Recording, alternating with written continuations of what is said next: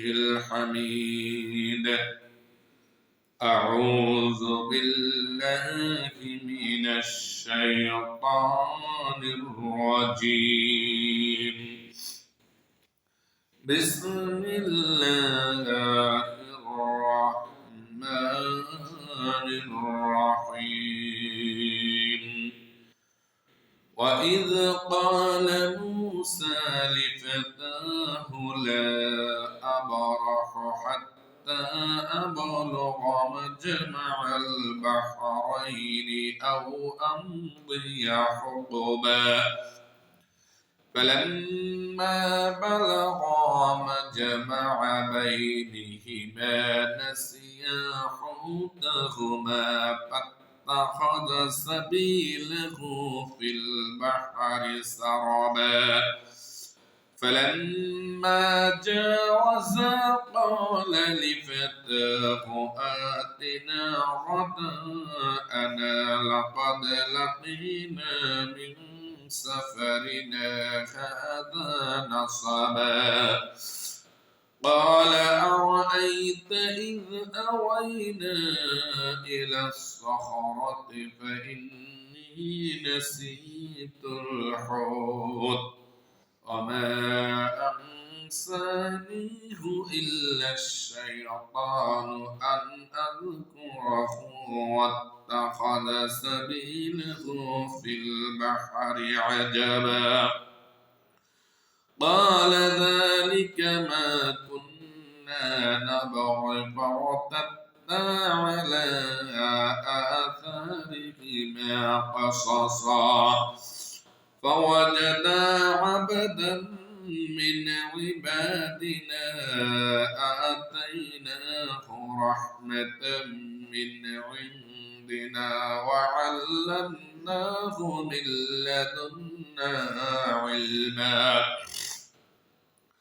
قال له موسى هل أتبعك على أن تعلمني مما علمت رشدا قال إنك لن تستطيع معي صبرا وكيف تصبر على ما لم تحط به خبرا قال ستجدني إن شاء الله صابرا ولا أعصي لك أمرا قال فإن اتبعتني فلا تسألني عن شيء حتى أحدث لك منه ذكرا فانطلقا حتى إذا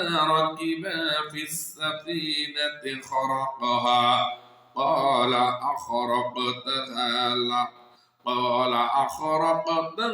لتغرق أهلها لقد جئت شيئا إمرا قال ألم أقل إنك لن تستطيع معي صبرا قال لا تؤاخذني بما نسيت ولا ترهقني من أمري عسرا فانطلقا حتى إذا لقيا غلاما فقتله قال أقتلت نفسا زكية بغير نفس لقد جئت شيئا نكرا قال ألم أقل لك إنك لن تستطيع معي صبرا قال إن سألتك عن شيء بعدها فلا تصاحبني قد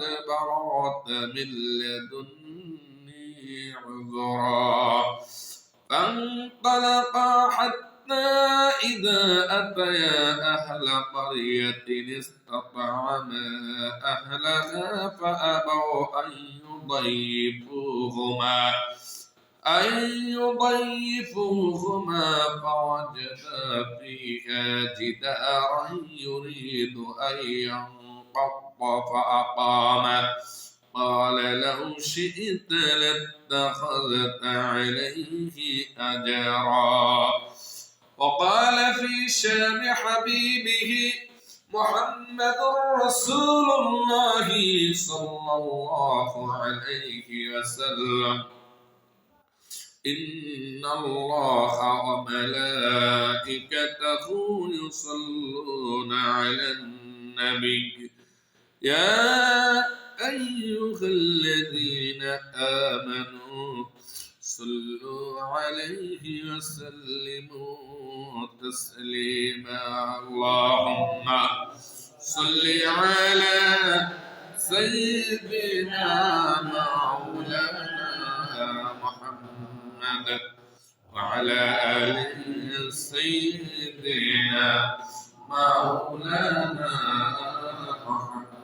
اللهم صل على سيدنا مولانا محمد وعلى آل سيدنا مولانا محمد. কোথায় রইলেন প্রাণের নবীজি, আমাদেরকে সারিয়া আপনি বিনে কিলাম হবে নবীজি, আমরা বাঁচি। আল্লাহুম্মা সাল্লি আলা সাইয়্যিদিনা মাওলানা মুহাম্মদ ওয়া আলা আলি সাইয়্যিদিনা মাওলানা মুহাম্মদ। কাসিন নবীজিকে মাসিন নবীজি উম্মত হয়াসিন নাগো ওগসিন বানের খরিদি। আল্লাহুম্মা সাল্লি আলা সাইয়্যিদিনা মাওলানা মুহাম্মদ ওয়া আলা আলি سيدنا مولانا محمد. بلغ العلا بجماله كشف الدجى بجماله حصلت الجميع خصائصه صلوا عليه وعليه. والحبيب الذي ترجى شفاعته لكل حول من الأحوال مقتحم. بلغ العلا بجماله كسب الدجى بجماله حسنت الجميع خصاله صلوا عليه وعليه. الحمد لله. মহান আল্লাহ তাআলা দরবারে লাখ কোটি শুকর ও সুজুদ যে আল্লাহ সুবহানাহু ওয়া তাআলা আমাদেরকে দুনিয়ার সকল কাজকর্ম থেকে বিরত করেন। আল্লাহ তাআলা মহাহুকুম জুমার নামাজ আদায় করার জন্য আল্লাহ তাআলা তার মসজিদে আসার বসার আমাকে কোরআন হাদিসের আলোকে কিছু কথা বলার আপনাদেরকে শ্রবণ করার তৌফিক দিতেছেন। সেই মহান আল্লাহ তাআলা দরবারে হৃদয় নির্মল ভালোবাসাকে উজাড় করে আল্লাহ তাআলা তো আপন পথে ছেড়ে দিয়ে আমরা শুকরিয়া আদায় করে বলছি আলহামদুলিল্লাহ। মহান আল্লাহ তাআলা দরবারে আমরা আরো শুকরিয়া আদায় করছি যে আল্লাহ সুবহানাহু ওয়া তাআলা আমাদেরকে দয়া এবং মায়া করে মুসলমানের ঘরে জন্ম দিয়ে বিশ্বনবী জনাব মুহাম্মদ রাসূলুল্লাহ সাল্লাল্লাহু আলাইহি ওয়াসাল্লাম এর উম্মত হিসেবে কবুল করে দুনিয়ার জমিনে পাঠাইছেন। এই জন্য আমরা কালিমাতুশ শুকর আদায় করে বলছি আলহামদুলিল্লাহ। সম্মানিত সুধী, আজকে যেখান থেকে আলোচনা করব সূরাতুল কাহাফ। সূরাটার নাম হচ্ছে সূরাতুল কাহাফ। এই সূরার মধ্যে আয়াত সংখ্যা হচ্ছে 110। সিরিয়ালের দিক দিয়ে সূরাটা হচ্ছে 18 নম্বর সূরা। এই সূরাটা হচ্ছে মাক্কি সূরা। সূরার মধ্যে রুকু হচ্ছে 12টি। এই সূরার নামকরণ হচ্ছে সূরাতুল কাহাফ। আল্লাহ সুবহানাহু ওয়া তাআলা বনী ইসরাইলের একটি কুকুরের ঘটনা এই সূরাতুল কাহাফের ভিতরে তুলে ধরেছে। রাসূলুল্লাহ সাল্লাল্লাহু আলাইহি ওয়াসাল্লাম বলেছেন, যে ব্যক্তি সূরাতুল কাহাফ জুমার দিন তেলাওয়াত করবে, এই জুমা পর্যন্ত, পরবর্তী জুমা পর্যন্ত আল্লাহ সুবহানাহু ওয়া তাআলা তাকে সকল বালা মুসিবত থেকে হেফাজতে রাখবে। শুধু তাই নয়, যে ব্যক্তি জুমার দিন সূরাতুল কাহাফ তেলাওয়াত করবে, আল্লাহ সুবহানাহু ওয়া তাআলা এক সপ্তাহ গুনার জন্য এই সূরাটা কাফারা হিসেবে আল্লাহ সুবহানাহু ওয়া তাআলা তাকে দান করবে।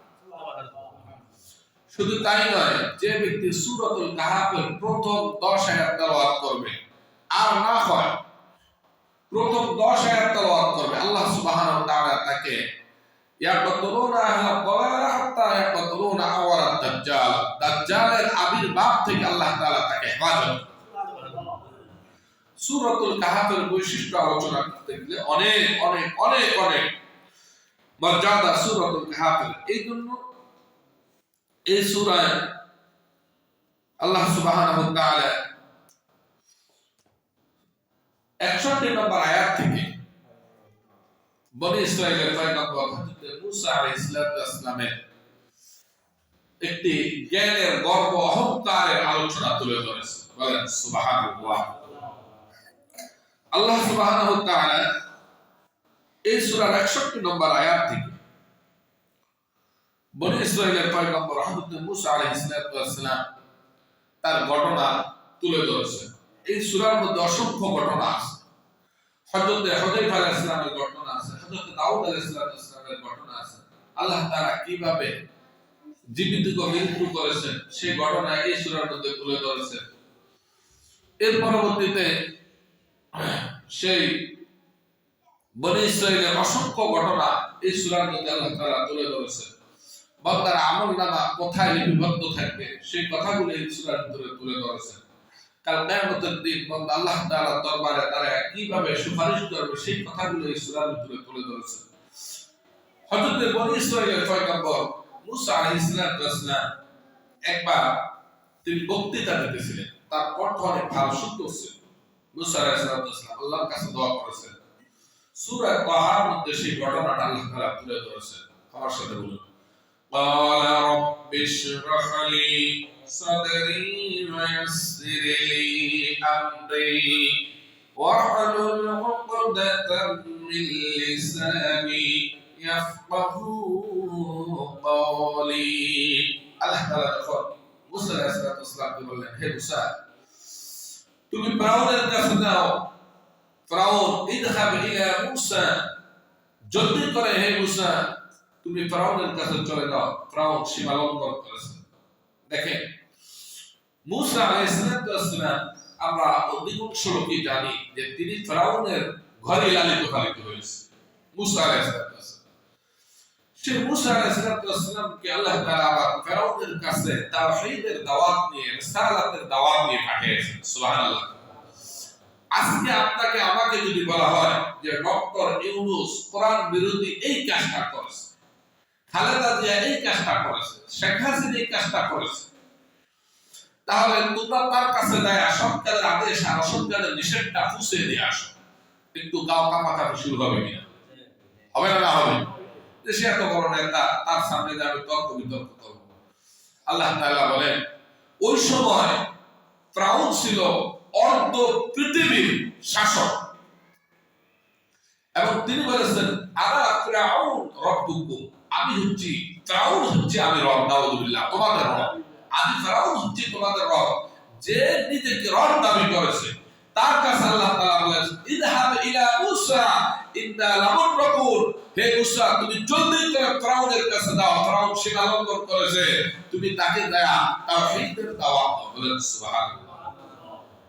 তাফসীরের মধ্যে এসেছে মূসা আলাইহিস সালাম চলে গেলেন ফিরআউনের কাছে। ফিরআউনের কাছে গিয়ে বললেন, হে ফিরআউন, তুমি সীমা লঙ্ঘন করেছো, তুমি নিজেকে রব দাবি করতেছো। ফিরআউন ডাক দিয়ে বলে, মূসা রে, আমার গৃহে তুমি লালিত পালিত হয়েছো, আজকে বুঝি তুমি আমার রব, আমাকে রব বলে অস্বীকার করতেছো।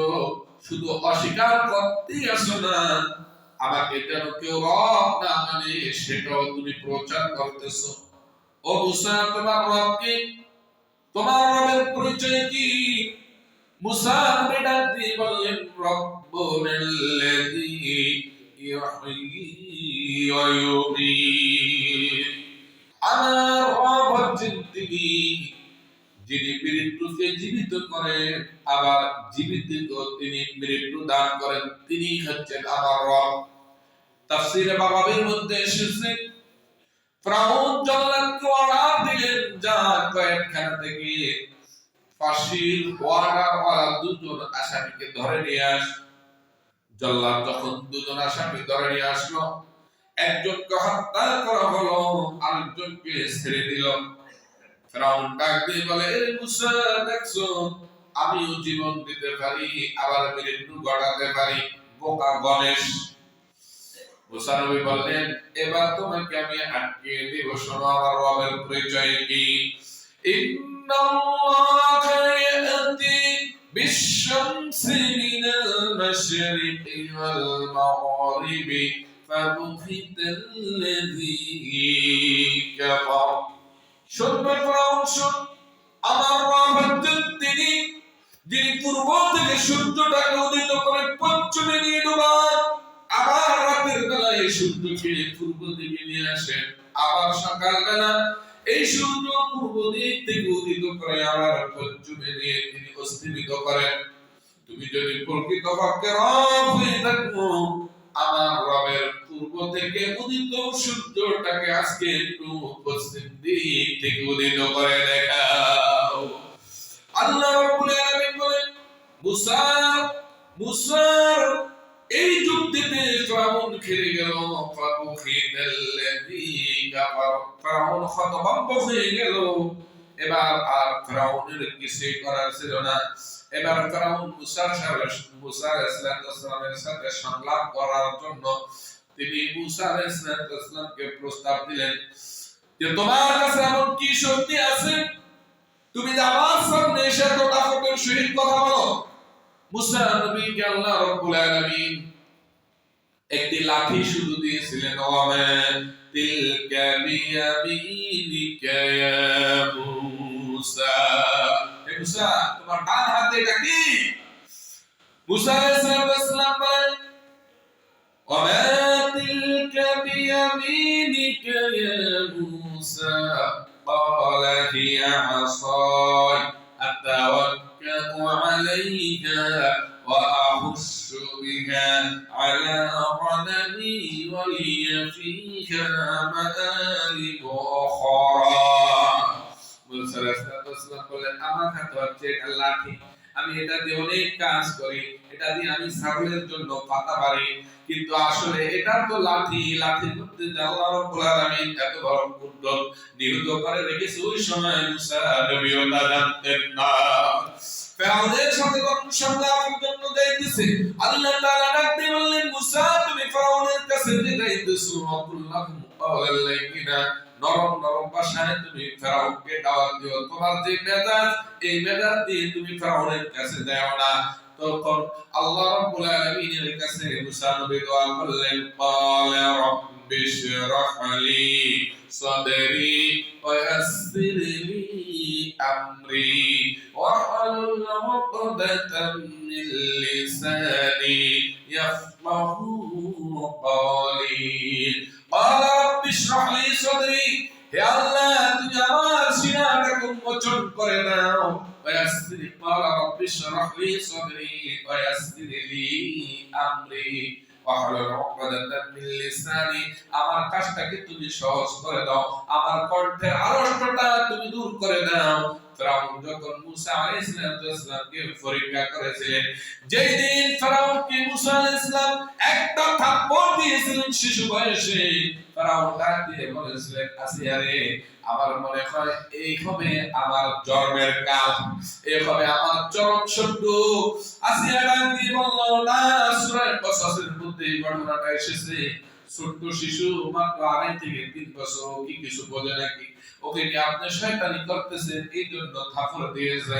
ফেরাউন এত ছোট্ট শিশুর থাপড় এত ওজনের, আমি কখনো ভাবি না। আমার গালটা জ্বলতেছে, মনে হচ্ছে আমাকে পাথর দিয়ে আঘাত করেছে। আল্লাহু আকবার। এমন শক্তি ছিল মুসা আলাইহিস সালামের হাতে।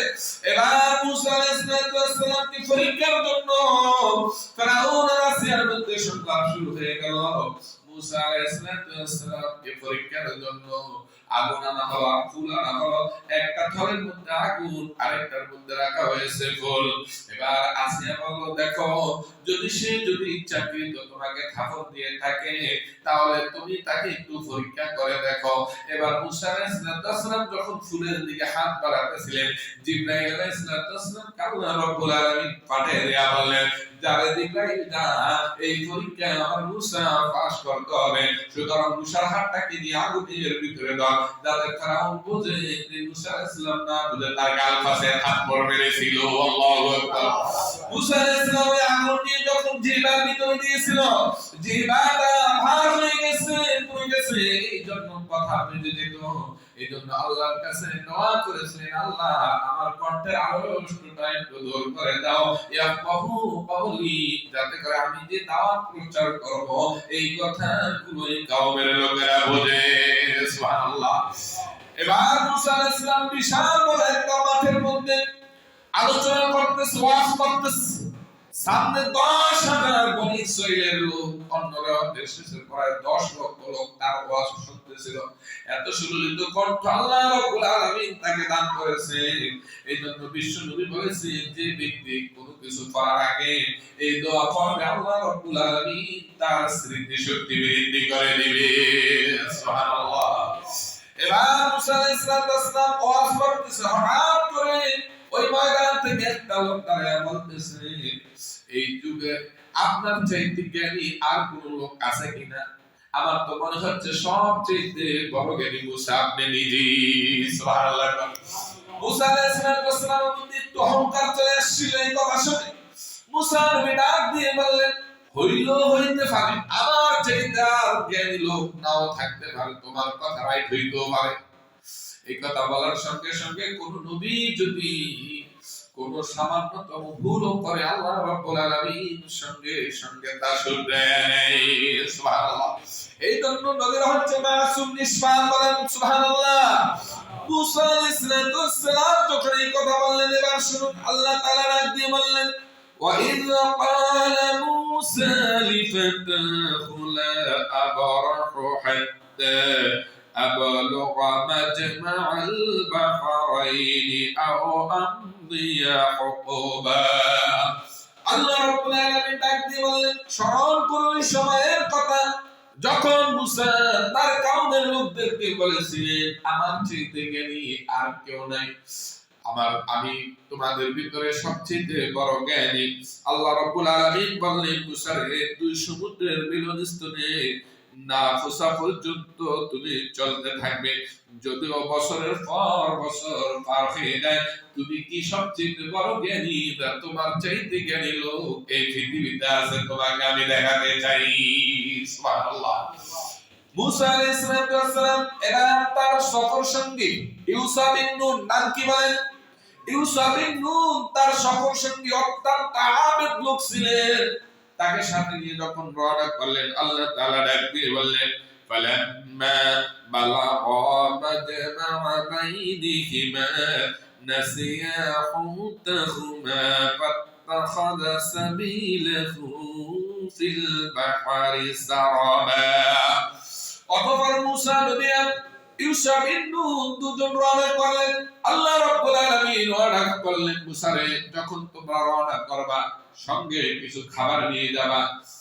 তাফসীরের মধ্যে এসেছে, একটি কই মাছ বাজি করে রওনা করেছে, 3 গান রুটি আর একটি কই মাছ নিয়ে তারা একটি গাটুরের মধ্যে আসবাবপত্র নিয়ে যখন সিনাই উপত্যকা দিয়ে যখন রওনা করলো, যেতে যেতে যেতে যেতে তাফসীরের মধ্যে এসেছে 7 রাত 7 দিন পর্যন্ত যখন অতিক্রান্ত হলো, এবার মুসা নবী ক্লান্ত হয়ে গেলেন।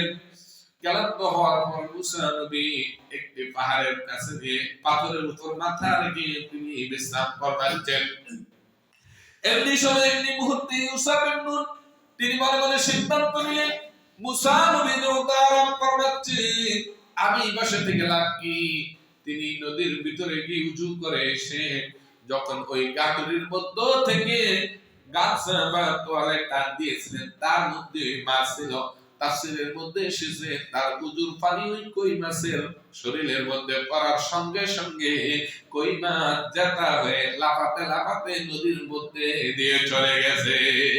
মাছ যেমনি যায় সেই দিক দিয়ে বিশাল বড় একটা রাস্তা হয়ে যায় পানির মধ্যে দিয়ে। বলেন সুবহানাল্লাহ। আল্লাহ রাব্বুল আলামিন ডাক দিয়ে বলেন, ক্বালা আরাআইতা ইয আওয়াইনা ইলাস সাখরাতি ফাইন্নী নাসীতুল হুদা ওয়া মা আমসানিহু ইল্লাশ শাইতানু আন আযকুরাহু ওয়াত্তাখাযা সাবিলাহু ফিল বাহরি আজাবা। এবার মুসা নবীর ঘুম ভেঙে গেল। ইউসা বিন নুনকে বলল, চলো চলো সামনের দিকে চলো, এখনো তো আমার আল্লাহ আমাকে বারণ করে নাই, এখনো তো থামতে বলে নাই, চলো। চলতে চলতে চলতে চলতে আবার ইউসা বিন নুন এক রাত একদিন মুসা নবীকে নিয়ে যখন সামনে অতিক্রান্ত হলো, এবার মুসা আলাইহিস সালাম তার সফর সঙ্গে ইউসা বিন নুনকে ডাক দিয়ে বললেন, ও ইউসা রে, যে খাবারটা নিয়ে এসেছিলাম, যে নাস্তা নিয়ে এসেছিলাম, ওই নাস্তা বের করো, কই মাছ বের করো, রুটি বের করো, এখন একটু খেয়ে নেই, ক্লান্ত হয়ে গেছি, ক্ষুধার যন্ত্রণা শুরু হয়ে গেছে, বের করো মাছ আর রুটি খেয়ে নেই। এবার ইউসা বিন নুন ডাক দিয়ে বলল, হুজুর ওই মাছ তো চলে গেছে, আমরা যেখানে দুই সাগরের মিলন স্থানে আপনি বিশ্রাম নিতেছিলেন, আমি সিদ্ধান্ত নিয়েছিলাম যেহেতু আপনি বিশ্রাম নেন, আমি বসে থেকে লাভ কি, আমি একটু নামাজে দাঁড়িয়ে যাই। উজু করে যখন এসে ওই গাটুরি থেকে গামছা টান দিয়েছিলাম, মাছ বের হয়ে এসেছে, হাতের থেকে উজুর পানি মাছের শরীরে পড়ার সঙ্গে সঙ্গে দেখলাম মাছটা জেতা হয়ে লাফায় লাফায় নদীর মধ্যে চলে গেছে। মাছ যেমনি যায়, হুজুর গো, আল্লাহ রাব্বিল কাবা, কাবার আল্লাহর কসম, আমি এমন ঘটনা জীবনে দেখি নাই। মাছ যেমনি যায় পানির ভিতর দিয়ে বিশাল বড় একটা রাস্তা তৈরি হয়ে যায়। সুবহানাল্লাহ। মুসা নবী ডাক দিয়ে বলেন, ঈশ্বরে তুমি আমাকে আগে কেন এই কথা বলো নাই? ইউসা বিন নুন বলল, হুজুর আমি ভুলে গিয়েছিলাম, আমার স্মরণ ছিল না, ভুলে দিয়েছেন কে? যেহেতু তিনি নিজেকে সবচেয়ে বেশি জ্ঞানী দাবি করেছে, এই জন্য আল্লাহ রাব্বুল আলামিন পরীক্ষা করতেছে। সুবহানাল্লাহ। আজও আমাদের সমাজে, আজও আমাদের দেশে, আজও আমাদের রাষ্ট্রে, আমাদের কারণে এমন বহু লোক আছেন নিজেকে সবচেয়ে বেশি জ্ঞানী দাবি করে, ঠিক কিনা বলেন? অথচ গোড়ার দিনটাও জানে না, নিজে মনে করে আমি সবচেয়ে বড় জ্ঞানী, আমি সবচেয়ে বড় জ্ঞানের অধিকারী। এমন লোক আছে না নাই? মাত্র মাস্টার্স পাস করেছে, মাত্র বিসিএস করেছে, বলতেছে আমার চাইতে বড় শিক্ষিত আর কে আছে? আর বনি ইসরাইলের যিনি পয়গম্বর, তিনি স্বয়ং আল্লাহর সাথে কথা বলেছেন, তিনি নিজেকে জ্ঞানী বলে অহংকার করার কারণে আল্লাহ রাব্বুল আলামিন তাকে এত বড় পরীক্ষার মধ্যে ফেলে দিয়েছে। বলেন সুবহানাল্লাহ। ঈসা বিন নুনকে ডাক দিয়ে মুসা আলাইহিস সালাম বললেন, আমি তো সেই দুই সমুদ্রের মিলনস্থলে তালাশ করতেছি, চলো পেছন দিকে চলো। আল্লাহ রাব্বুল আলামিন এই মাছকে যেহেতু আমাদের সাথে আনার জন্য বলেছে, আমি বুঝতে পেরেছি খাওয়ার জন্য না, এই মাছ তোমাকে আমাকে ওই জ্ঞানের সাগরের রাস্তা দেখাইয়া দিবে। সুবহানাল্লাহ। ইউসা বিন নুন আর মুসা আলাইহিস সালাম এই দুজন মিলে আবার পিছন দিকে চলে আসলেন। ওই মাছের জায়গায় যখন তিনি চলে আসলেন, قال ذلك ما كنا نبغي فارتدا على آثارهما قصصا। মুসা বলল, এটা তো সেই জায়গা, সেই আমার যেই জায়গাটা আমরা খুঁজছিলাম, কাজে তারা তাদের পায়ের চিহ্ন ধরে আবার পায়ের যে পা দিয়ে পাড়া দিয়েছিল মরুভূমির ভিতরে, ওই পায়ের চিহ্ন ধরে ধরে আবার সে পূর্বের জায়গায় যেখান থেকে মাছ নদীর ভিতরে চলে গেছে সেখানে তারা চলে এসেছে। বলেন সুবহানাল্লাহ। فوجد عبدا من عبادنا آتيناه رحمة من عندنا وعلمناه من لدنا علما।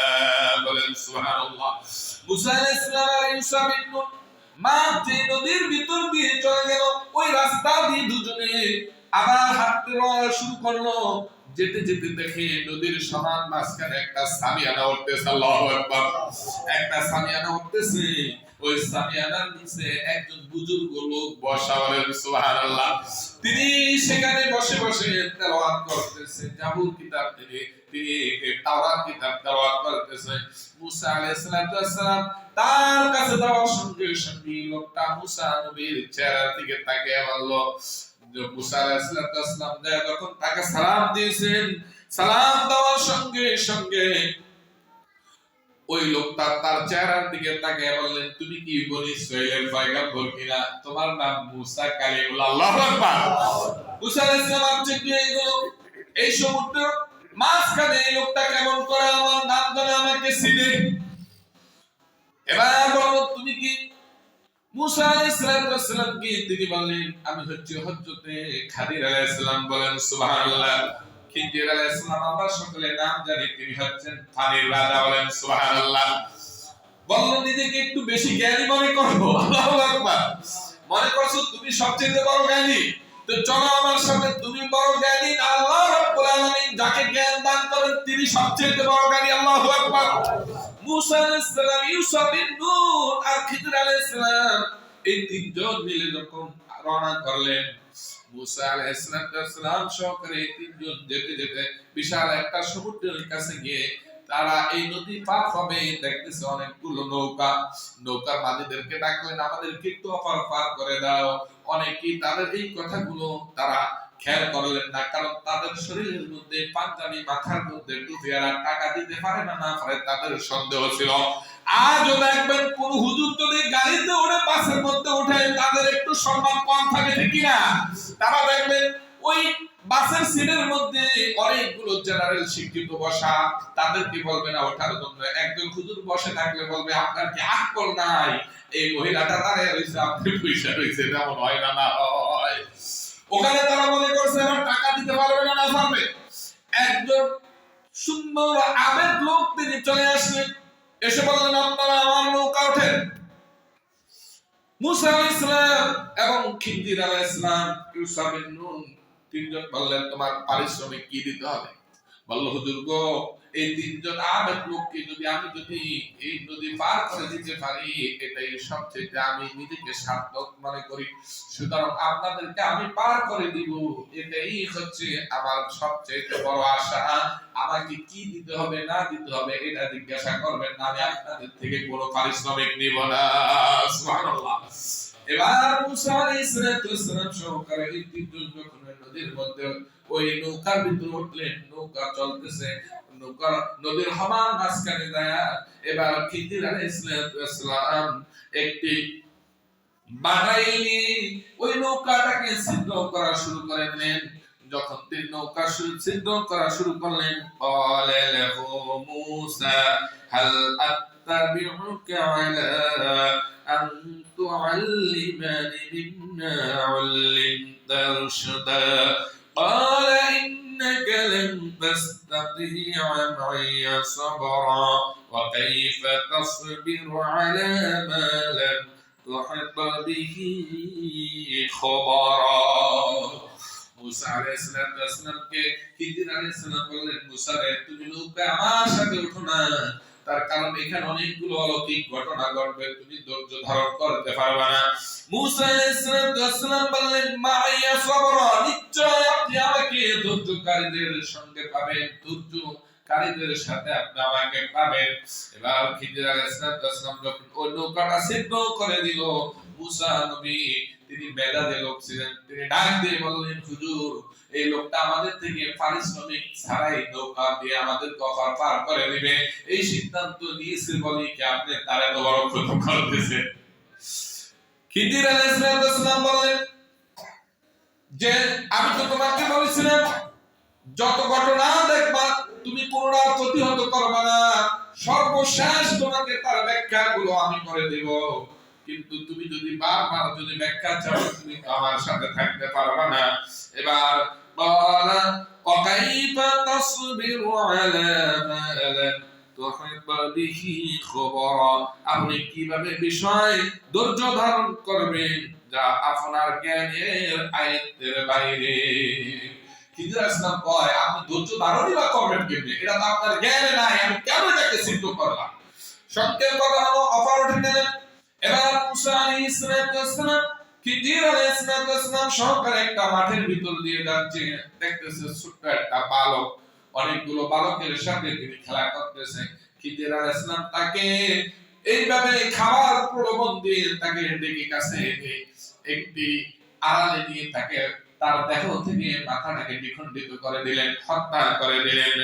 قال فإن اتبعتني فلا تسألني عن شيء حتى أحدث لك منه ذكرا فانطلق حتى إذا ركبا في السفينة خرقها قال أخرقتها لتغرق أهلها لقد جئت شيئا إمرا قال ألم أقل إنك لن تستطيع معي صبرا قال لا تؤاخذني بما نسيت ولا ترهقني من أمري عسرا سبحان الله এবার মুসা আলাইহিস সালাম বলেন আগেরটা বরদাস্ত করেছি এবার আর বরদাস্ত করব না। আপনি এগুলো কি করেন? এত সুন্দর ফুটফুটে একটা শিশু আপনি তাকে হত্যা করলেন, এটার জবাব দিতে হবে।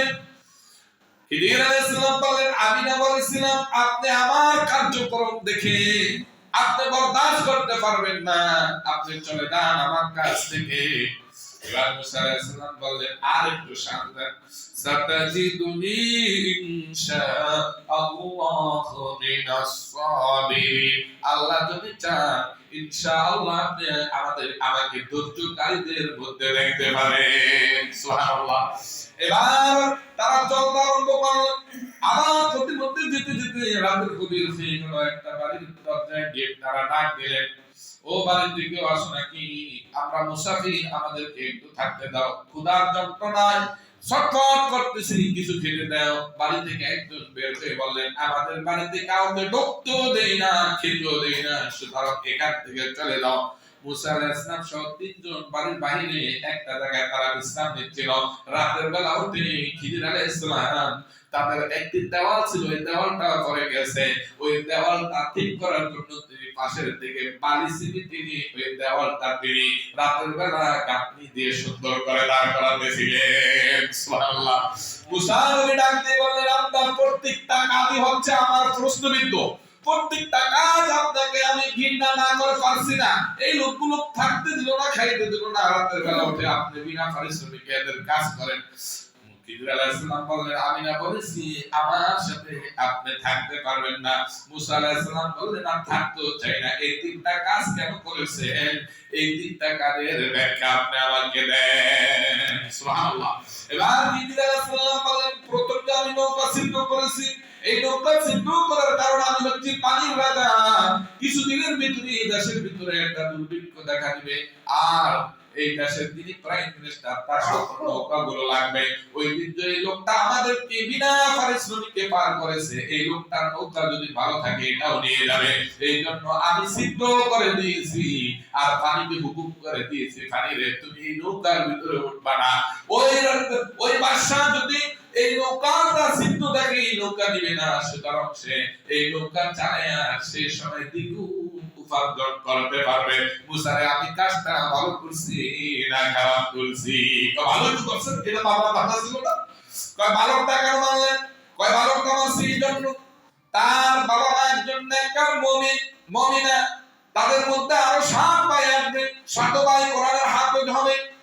এই 7 ভাই তাওরাতের হাফেজ হবে, এই 7 ভাই ইসলামের দাওয়াত দিবে, ইসলাম প্রচার করবে। আর যে ভাইটাকে মেরেছি এই ভাইটা হবে ইসলামের চরম দুশমন, এই ভাইটাও 7টা ভাইকে হত্যা করবে। এই জন্য আল্লাহর অর্ডার মতো আমি এই ভাইটাকে আগে হত্যা করে দিয়েছি, যাতে করে ওই 7 ভাই ইসলামের কাজ করতে পারে। মুসারে আমি কাজটা ভালো করছি না খারাপ করছি, কেন ভালো করছি এটা তো আমার জানা ছিল না। কথা হলো ওই যে ওয়ালটা কেন আপনারা নির্মাণ করলেন, খাইতে দিল না, থাকতে দিল না। কয় মুসারে ওই দেওয়ালের নিচে এই বাড়িতে দুজন এতিম আছে, তাদের বাবা ছিল নেককার, তাদের বাবা ছিল সৎ, তাদের বাবা মারা গেছে, ওই 2টা ছেলে এতিম, তাদের গচ্ছিত সম্পদ তার বাবা এই ওয়ালের নিচে রেখে গেছে। এই দেওয়ালটা ভেঙে পড়ে গেছে, হয়তোবা আবার যদি কোনো লোক যদি এই দেওয়ালটা নির্মাণ করার জন্য আসে, সে যদি ওই গচ্ছিত মালগুলো পায় এগুলো নিয়ে যাবে। এই জন্য রাতের বেলা আমি ওয়ালটাকে ঠিক করে দিয়েছি, যাতে করে বড় হওয়ার পর তাদের পালগুলো আল্লাহ রাব্বুল আলামিন তাদের কাছে পৌঁছে দেয়। সুবহানাল্লাহ। এই আয়াতের ব্যাখ্যায় এসেছে কোন লোক যদি হকভাবে যদি কামাই করে দেয়, সৎ উপার্জন যদি করে যায়, আল্লাহ রাব্বুল আলামিন তার সন্তানদেরকে 7 গুণ পর্যন্ত, 7 থেকে 10 থেকে 700 গুণ পর্যন্ত বৃদ্ধি করে তাদেরকে দান করে দেন। সুবহানাল্লাহ। আল্লাহ রাব্বুল আলামিন আমাদের সকলকে সংক্ষিপ্ত কথা থেকে আমাদের জ্ঞানের অহংকার মুক্ত থেকে, জ্ঞানের অহংকার, দেহের অহংকার, দিমাগের অহংকার, সম্পদের অহংকার, এগুলো সব থেকে আল্লাহ তাআলা আমাদেরকে মুক্ত রেখে, আল্লাহ তাআলা একমাত্র তিনি অহংকার করতে পারেন। তার অহংকার, তার পৃথিবী, তার দুনিয়া, তার জমি, তার আসমান, তার রূহ, তার কলম, তার জান্নাত, তার জাহান্নাম, আসল সবই তার। সুতরাং অহংকার খাবে কার? আল্লাহ রাব্বুল আলামিন। আল্লাহ রাব্বুল আলামিন আমাদেরকে নির অহংকার করে যেন তার ইবাদতের মধ্যে শামিল করে, দুনিয়া থেকে জান্নাত কামাই করে কবরে যাওয়ার তৌফিক দান করে বলেন আল্লাহুম্মা আমিন। ওয়া মা তাওফীক ইল্লা বিল্লাহ। আসসালামু আলাইকুম ওয়া রাহমাতুল্লাহ।